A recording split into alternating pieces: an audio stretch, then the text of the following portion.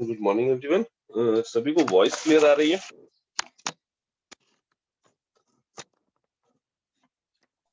Yes sir, good morning sir. आ रही है सर, वॉइस क्लियर है।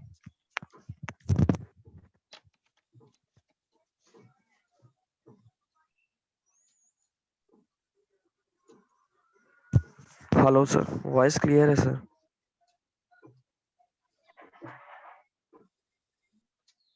रोनेश, तुम्हारी आवाज नहीं समझ में आ रही जो भी तुम कहना चाह रहे हो बेटा।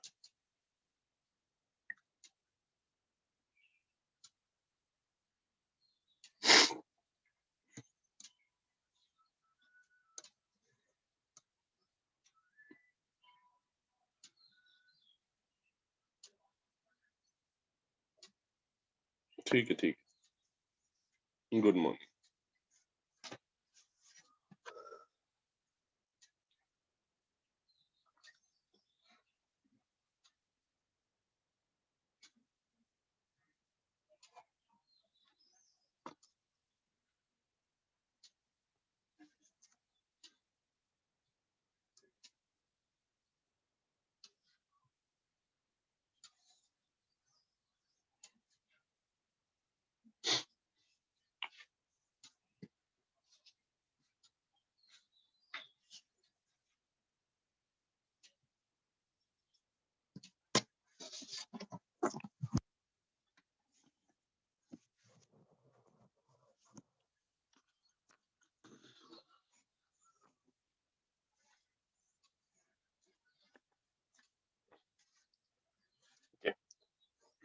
लास्ट क्लास में हम लोग स्क्वायर लॉ डिटेक्टर देख रहे थे, राइट?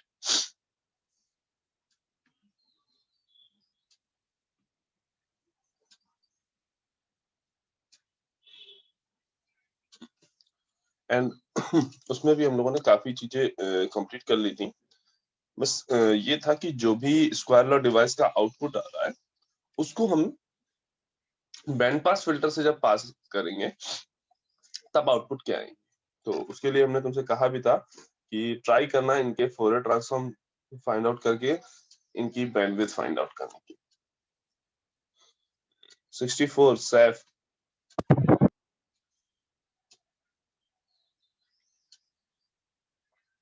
Yes sir. कुछ फाइंड आउट हुआ क्या? नहीं सर, क्यों? सर अभी पढ़ाई नहीं आता। सर यहाँ तक पढ़ाई नहीं अभी। यहाँ तक पढ़ा नहीं है भाई, कब पढ़ेंगे? यस सेमेस्टर के एंड में? नहीं सर, अब वो पढ़ रहे हैं, आज ही पढ़ लेंगे।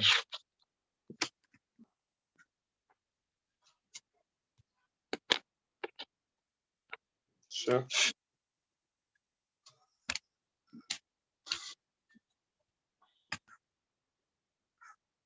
चलो ठीक है।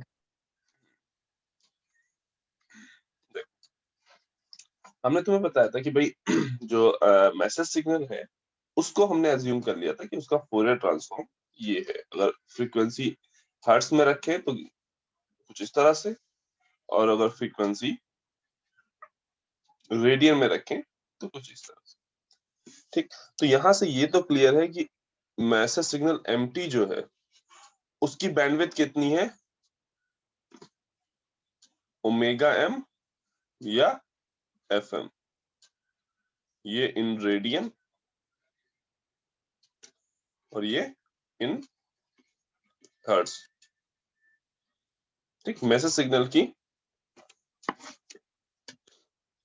जो तुम्हारी बैंडविड्थ है वो कितनी है, एफ एम। ठीक, दूसरा टर्म हमारे पास क्या है, AC cos omega c T.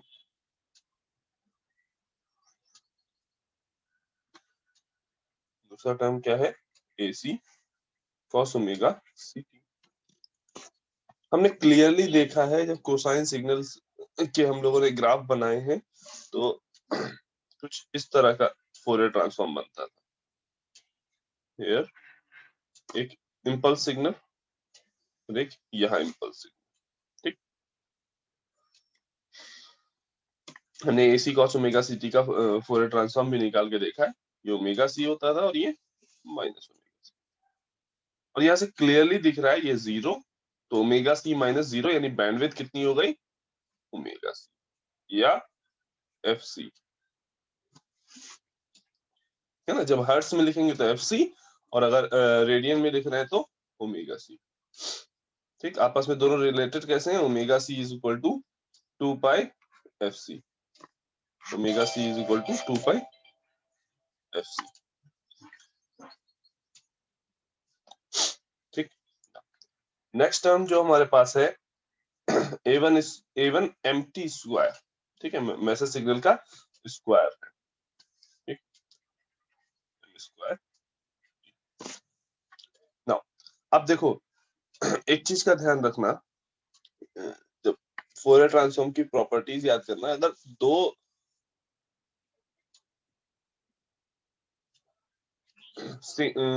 कोई भी फंक्शन xt और yt टाइम डोमेन में मल्टीप्लाई हो रहे हैं, ठीक, तो फ्रीक्वेंसी डोमेन में उनका कन्वोल्यूशन होगा।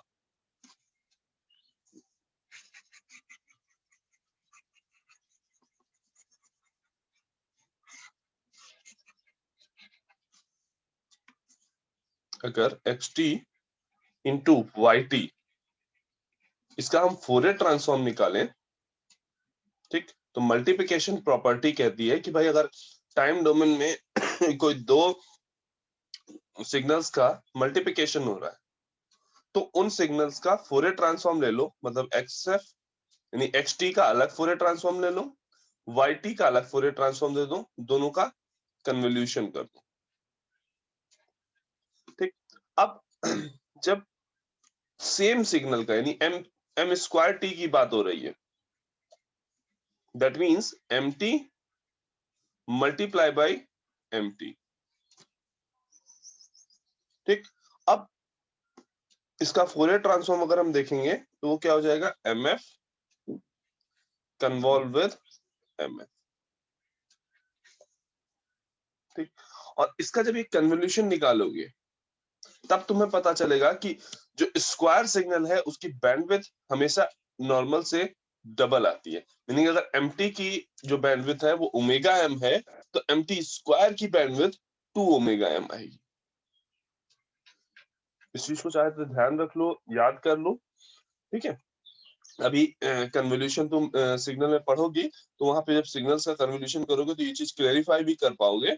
ठीक, अभी के लिए ये ध्यान में रख लो कि हाँ अगर कोई नॉर्मल सिग्नल है xt, ठीक, उसकी बैंडविड्थ है ओमेगा m, तो उसकी स्क्वायर की बैंडविड्थ जो होगी ओरिजिनल मैसेज सिग्नल से की बैंडविड्थ के डबल होगी।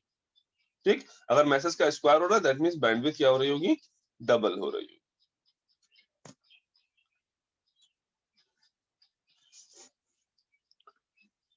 नेक्स्ट टर्म हमारे पास क्या है? AC square cos square omega c t. Next term हमारे पास क्या है? AC square cos square omega c t. इसकी बैंडविड्थ कितनी होगी? दृष्टि 41,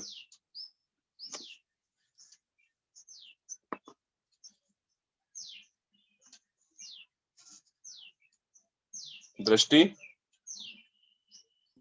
यस सर। इसकी बैंडविड्थ कितनी होगी?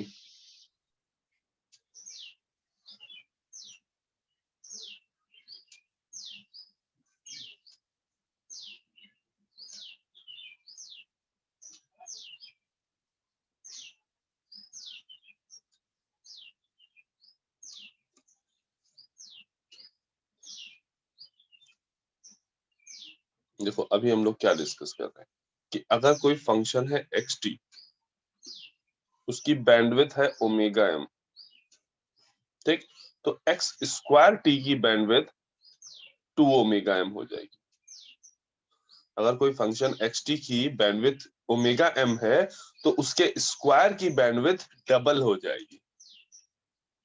ठीक, तो अब देखो यहाँ पे AC cos omega c t जो है उसकी बैंडविड्थ कितनी है? Omega C. नाउ अब उस इसी टर्म का तो स्क्वायर है ये वाला जो टर्म है इसी का तो स्क्वायर है, तो ये कितनी हो जाएगी? 2 ओमेगा सी। ये बैंडविड्थ कितनी हो जाएगी?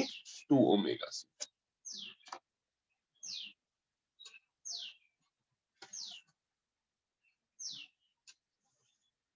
नाउ अब ये वाला टर्म बचा AC into MT into cos omega c. ठीक, हमें पता है इसकी बैंडविड्थ, इसका जो फोरियर, जस्ट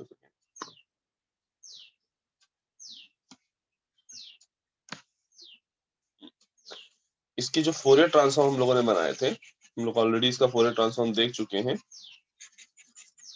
जब हम लोग स्पेक्ट्रम बना रहे थे।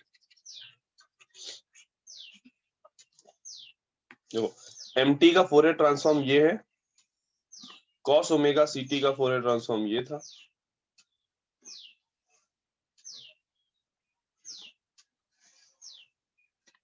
और जब इन दोनों के मल्टीप्लिकेशन का फोरियर ट्रांसफॉर्म फाइंड आउट करोगे तो वो कुछ इस तरह से आता है। जब हम लोग स्पेक्ट्रम पढ़ रहे थे तब हम लोगों ने देखा भी था।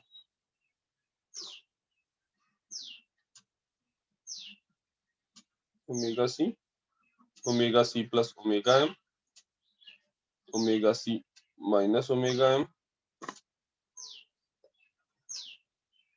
Minus omega C plus omega M, minus omega C minus omega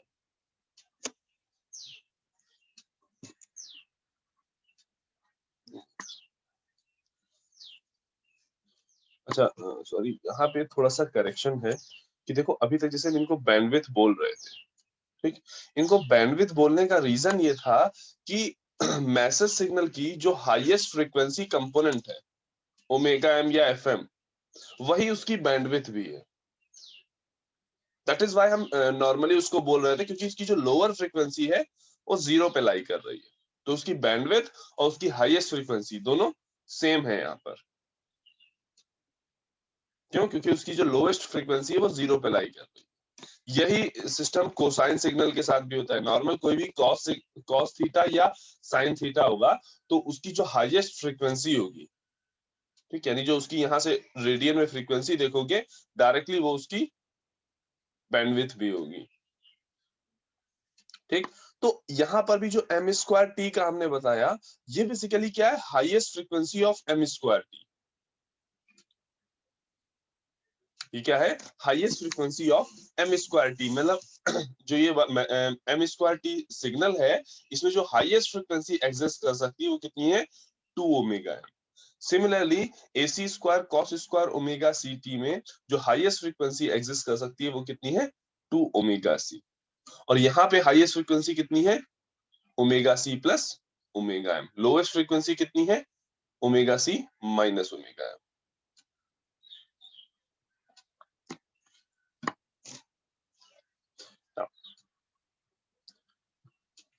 अब यहाँ देखो, हमारे पास ये बैंड पास फिल्टर था, मतलब ये उसका ट्रांसफर फंक्शन था। अब हम क्या कर रहे हैं, इन सारे सिग्नल्स को 1 बाय 1 इस ट्रांसफर फंक्शन से पास कराने की कोशिश करेंगे और चेक करेंगे कि हाँ भाई ये ट्रांसफर फंक्शन इसको पास करने देगा या नहीं। जस्ट यहाँ कहीं पे 0 होगा। नाउ जब हम इस MT को पास करने की कोशिश कर चेक करेंगे, ठीक, इस MT की फ्रीक्वेंसी कितनी है, FM। ठीक, तो FM फ्रीक्वेंसी यहाँ कहीं पे लाई होगी, इधर यहाँ पे FC माइनस FM है, जिसमें FC काफी लार्ज फ्रीक्वेंसी है। इसको अगर हम वर्ड्स में लिख लें तो ये कुछ 10 मेगाहर्ट्ज में भी माइनस 10 किलोहर्ट्ज, और ये यहाँ पे कहीं पे 10 किलोहर्ट्ज, यानी FM यहाँ पे 10 किलोहर्ट्ज यहाँ कहीं पे दिखाई देगी। ठीक, तो क्या ये वाला पार्ट, ये सिग्नल का ये पार्ट, क्या ये इससे बैंड पास फिल्टर से पास कर पाएगा, तो नहीं पास कर पाएगा। क्यों? क्योंकि इसकी फ्रीक्वेंसी काफी कम है। ना, दूसरा आते हैं, ये वाला पार्ट, इसकी फ्रीक्वेंसी है FC, मैक्सिमम फ्रीक्वेंसी है FC, कहाँ लाई करेगी, यहाँ कहीं। ठीक, और हमें क्लियरली दिख रहा है कि इस रीजन में जो गेन प्रोवाइड कर रहा है ट्रांसफर फंक्शन वो कितना है, 1। मतलब इतनी इस रेंज की फ्रीक्वेंसीज को वो, इस रेंज की फ्रीक्वेंसी वाले सिग्नल को वो इजीली बैंड पास फिल्टर पास कर देगा, FC माइनस FM से FC प्लस FM वाले, ठीक, इजीली पास कर देगा। तो ये वाला सिग्नल हमारा पास हो जाएगा और ये सिग्नल नहीं पास होगा। फिर आते हैं इस वाले पे, इसकी कितनी है हाईएस्ट फ्रीक्वेंसी, तो 2FM है। अब 2FM है तो क्या भाई 20 किलोहर्ट्ज ही तो होगा हमारे अजम्पशन के हिसाब से, ठीक, वो भी इस FC माइनस FM से काफी लोअर है, ठीक, दैट मीन्स ये सिग्नल भी पास नहीं हो पाएगा, ठीक। अब यहां आते हैं ये, इसकी फ्रीक्वेंसी कितनी है, तो 2FC है, इसकी हाईएस्ट फ्रीक्वेंसी कितनी है 2FC, ठीक। भाई FC से FC प्लस FM और FC माइनस FM इस रेंज में तो अलाउड था, लेकिन 2FC का मतलब क्या है 10 मेगाहर्ट्ज मल्टीप्लाई बाय 2 यानी 20 मेगाहर्ट्ज, यहां कहीं पे ये क्या है 10 मेगाहर्ट्ज प्लस 10 किलोहर्ट्ज,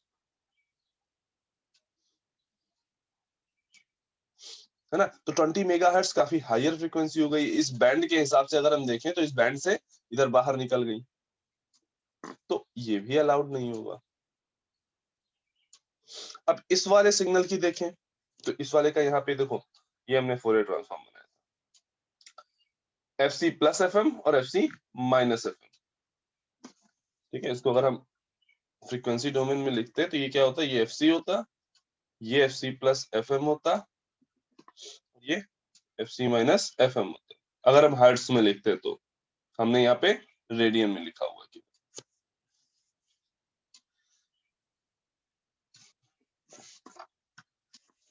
इस वाले सिग्नल की जो फ्रीक्वेंसी रेंज है FC माइनस FM से लेके FC प्लस FM के बीच में, दैट मीन्स ये सिग्नल भी इजीली पास कर लेगा, तो मतलब क्या है, एक ये पार्ट पास करेगा बैंड पास फिल्टर से और एक ये पास करेगा। अब बैंड पास सिग्नल का आउटपुट क्या हो जाएगा, बैंड पास फिल्टर का आउटपुट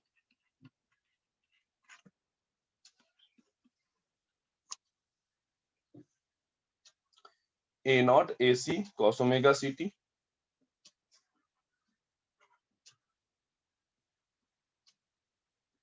प्लस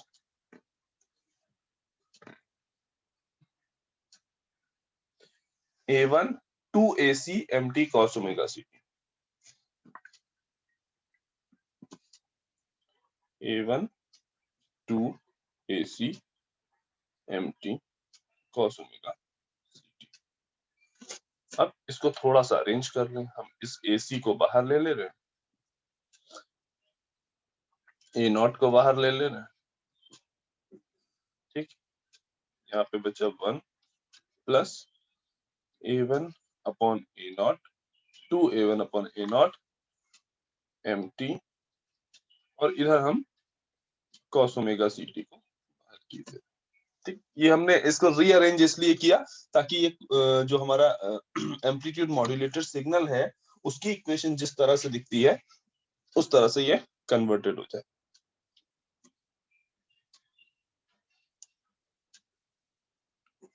ये बैंड पास फिल्टर का आउटपुट। अब ध्यान से देखो तो हमने पता है कि SAMT उसकी इक्वेशन क्या होती है, AC 1 plus KA MT cos omega CT, right.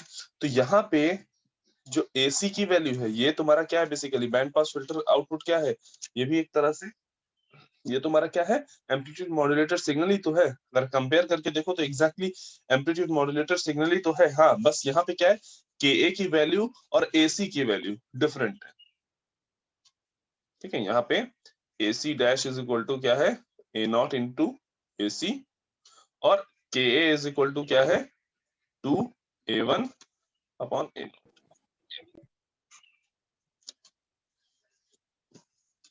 इसको क्या लिख सकते हो, SAMT इज इक्वल टू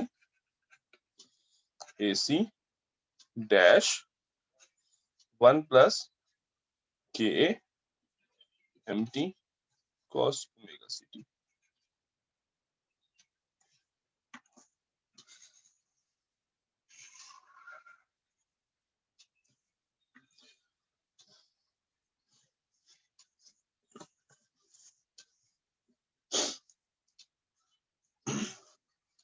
इन सारी चीजों में किसी को कहीं कोई दिक्कत, मेनली इन फ्रीक्वेंसीज को फाइंड आउट करने।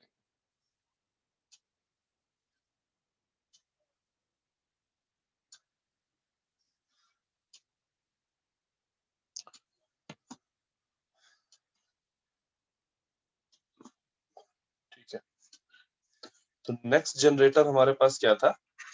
Switching modulator. ठीक, अच्छा एक चीज समझना कि जो तुमने स्क्वायर लॉ मॉड्यूलेटर यूज किया, ठीक, वो तुम्हारा तब यूज होता है जब जो इनपुट वोल्टेज है, यानी यहाँ पे जो mt प्लस ct की वैल्यू है, ये तुम्हारी इसका एम्पलीट्यूड जो है वो काफी लोअर हो। हमने देखा था VIT की हम बात कर रहे थे, जब हम डायोड को अगर यहाँ यूज करेंगे अगर स्क्वायर लॉ डिवाइस की जगह पे, तो diode as a square law device तभी काम करेगा जब इनपुट वोल्टेज, जब तुम्हारा input voltage approximate equal to या उसके आसपास का हो, कट ऑफ वोल्टेज के आसपास का हो, है ना। जो VIT है अगर इसकी वैल्यू काफी स्मॉल होगी, ठीक, तब ये वाला सिस्टम प्रॉपरली वर्क करेगा। That means square law modulator जो है वो स्मॉल वैल्यू ऑफ mt के लिए,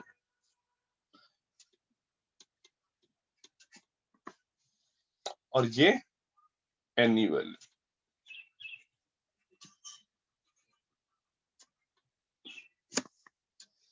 स्विचिंग मॉड्यूलेटर जो है वो एनी वैल्यू ऑफ, ठीक ना।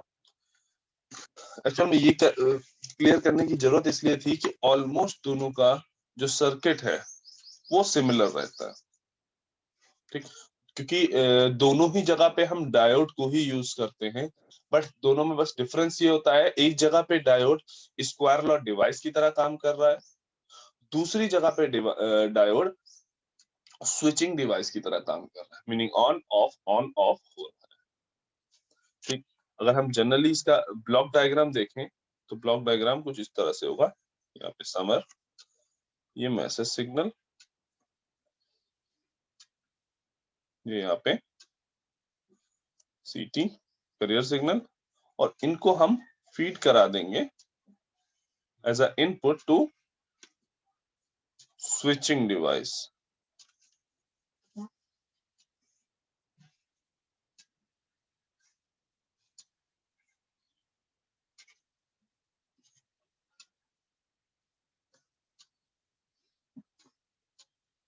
ठीक, और इसका जो आउटपुट आएगा उसको हमें बैंड पास फिल्टर से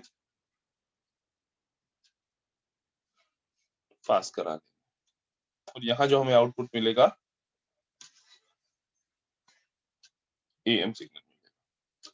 ठीक, बस डिफरेंस क्या है कि V0T यहाँ पे आउटपुट आ रहा है, VIT यहाँ पे इनपुट जा रहा है। दोनों में डिफरेंस ये है कि यहाँ पे जो V0T है और VIT है उसका रिलेशन उस तरह से नहीं है जैसा अभी हमने स्क्वायर लॉ में देखा। ठीक, यहाँ पे हम अगेन अभी इसकी हम रिलेशन फाइंड आउट करेंगे कि हाँ V0 और VI में रिलेशन कैसा है। ठीक, तो हमें इन जनरल क्या समझना है कि भाई स्विचिंग मॉड्यूलेटर में भी क्या हो रहा है, मैसेज सिग्नल और करियर सिग्नल का सम स्विचिंग डिवाइस में फीड किया जा रहा है, और देन उसको बैंड पास फिल्टर से पास करा के हम एम्पलीट्यूड मॉड्यूलेटेड सिग्नल मिल जा रहा है। ठीक है, कई जगहों पे इसका सर्किट कुछ इस तरह से भी देखोगे। अगर इसका हम कंपोनेंट के साथ सर्किट बनाए,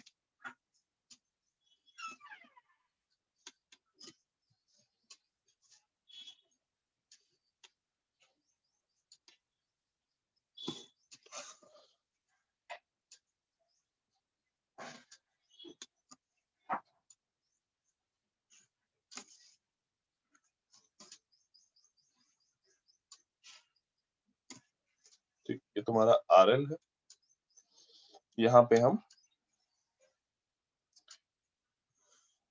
आउटपुट V0T ले रहे हैं। ठीक, ये तुम्हारी स्विचिंग डिवाइस है, यहाँ पे हम ये CT अप्लाई कर रहे हैं और ये MT अप्लाई। ठीक, यहाँ से हमारा VIT जो कि सम है MT प्लस CT का, वो इस स्विचिंग डिवाइस में ऐसे अप्लाई, और इस आउटपुट वोल्टेज को हम यहाँ पे बैंड पास फिल्टर लगा के इस यहाँ से V0T को आउटपुट लेके उसको बैंड पास फिल्टर में कनेक्ट करके तब सेंड आगे करेंगे। तो जब बैंड पास फिल्टर से पास करेंगे इस आउटपुट को तो हमें एम्पलीट्यूड मॉड्यूलेटेड सिग्नल। नाउ अब इस बात को समझो कि देखो इन दोनों का जो सम है VIT, ठीक, दोनों का सम यानी VIT जो है वो क्या हो जाएगा, MT प्लस AC cos 2 पाई FCT। हमने मान लिया SC इक्वल टू क्या है, cos 2 पाई FCT। नाउ अब ये सिग्नल का जब पॉजिटिव पीक होगा, ये MT plus AC cos omega CT का जब पॉजिटिव पीक होगा तब ये स्विचिंग डिवाइस यानी डायोड ऑन हो जाएगी, है ना। ध्यान से देखो तो ये कुछ और नहीं, एक तरह से हाफ वेव रेक्टिफायर का ही तो सर्किट बना हुआ है, बस वर्किंग दूसरी तरीके से है, राइट। तो अब देखो जब इसका पॉजिटिव हाफ होगा VIT का तो डायोड क्या होगा, ऑन हो जाएगा, और जब नेगेटिव हाफ साइकिल आएगा तो डायोड ऑफ हो जाएगा। अब इस डायोड के ऑन और ऑफ होने को अगर हम एक सिग्नल से डिनोट करें, अगर हम इस डायोड के ऑन ऑफ को एक सिग्नल से डिनोट करें तो वो सिग्नल कौन सा हो सकता है, स्क्वायर वेव जो एक पर्टिकुलर टाइम के लिए 1 आउटपुट दे रही है और एक पर्टिकुलर टाइम के लिए 0 आउटपुट दे रही है, मीनिंग कुछ इस तरह का।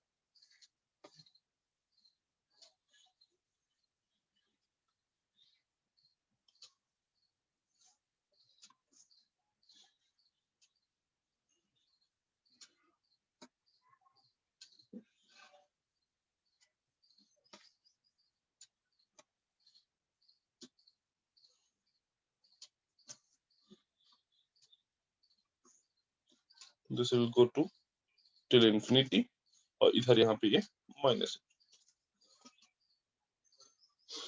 ठीक है। मीनिंग हम दिखाना कहना क्या चाह रहे हैं कि देखो जब ये यहाँ पे ये, इसको हम नेक्स्ट पेज पे देखते हैं शायद ज्यादा अच्छे से क्लियर होगा।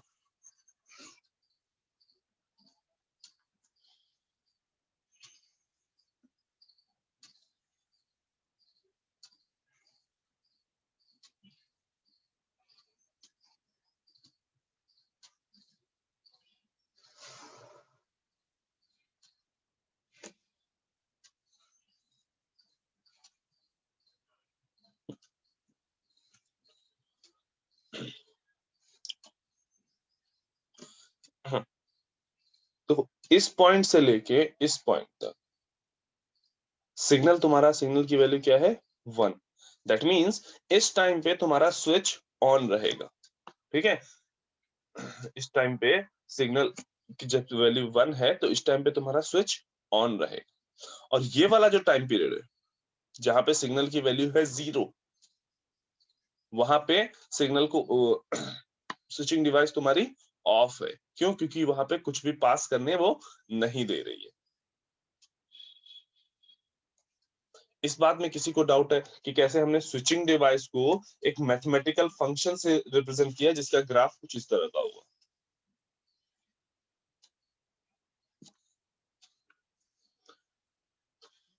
तो हम इसको एक नाम ST दे देते हैं।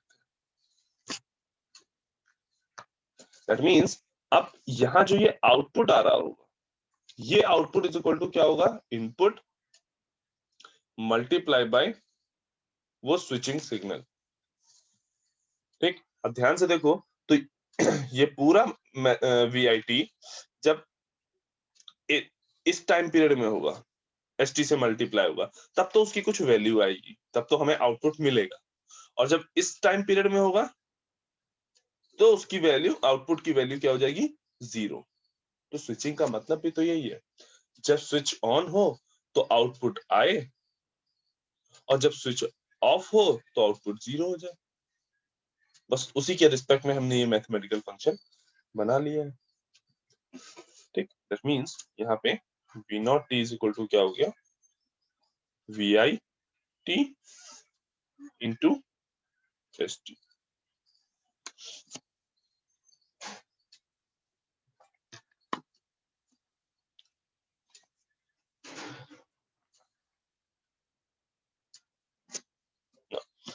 इसका जरा हम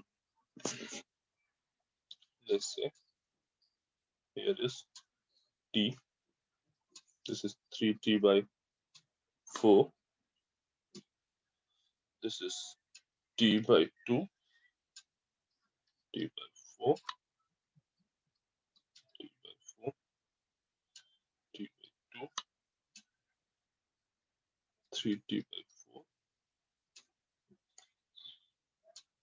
minus t minus minus। ठीक, तो हमने जो स्विचिंग मॉड्यूलेटर था उसको अगर हमें उसकी एक्शन को, उसकी जो काम करने स्विचिंग का जो स्विचिंग एक्शन है उसको अगर हम एक वेव से डिनोट करें तो ऐसे हमने स्क्वायर वेव से डिनोट किया है। और वो स्क्वायर वेव का टाइम पीरियड कितना लिया है, टी। टाइम पीरियड देखो क्यों दिया टी, यहाँ से स्टार्ट हुई, ये ऐसे ऐसे ऐसे, ये इस पॉइंट के बाद वो अगेन अपने आप को रिपीट कर रही है। ग्राफ जो है हर टी टाइम के बाद अपने आप को रिपीट कर रहा है। ये इन्फिनिटी तक इधर है और ये इधर माइनस इन्फिनिटी। ना यहाँ हम क्लियरली ये बात कह सकते हैं कि भाई जो ये स्विचिंग एक्शन को लेने के लिए जो एसटी सिग्नल लिया गया है, this ST signal is periodic.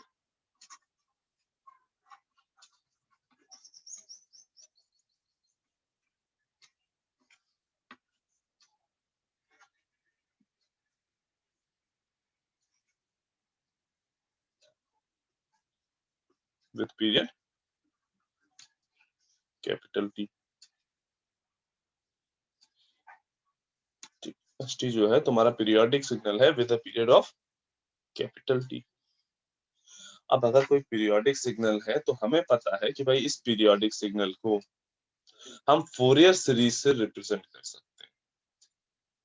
और उस फोरियर सीरीज से रिप्रेजेंट करने का हमने क्या तरीका देखा है, S T is equal to क्या होगा, A nought plus summation n is equal to 1 to infinity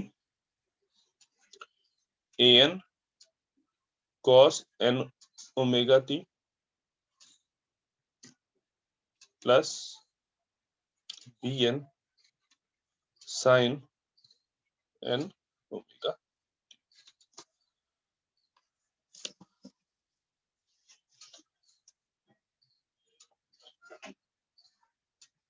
ये देख के कुछ याद आ रहा है, इसको पहचानते हैं?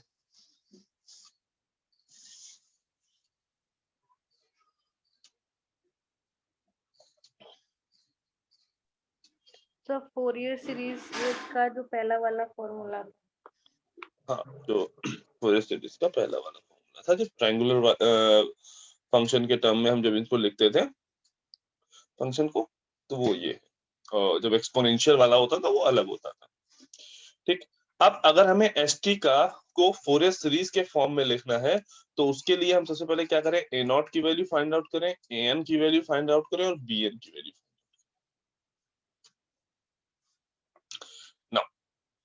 अब पता नहीं तुम लोगों ने फोरियर सीरीज में ये शॉर्टकट पढ़ा या नहीं पढ़ा।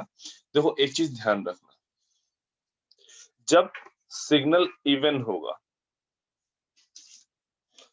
अगर सिग्नल इवन है,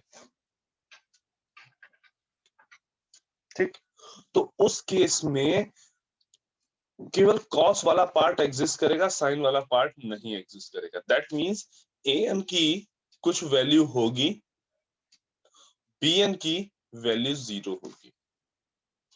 ये श्योर शॉट है, चाहो तो कैलकुलेट करके भी चेक कर लेना। लेकिन बी एन की वैल्यू अगर सिग्नल इवन है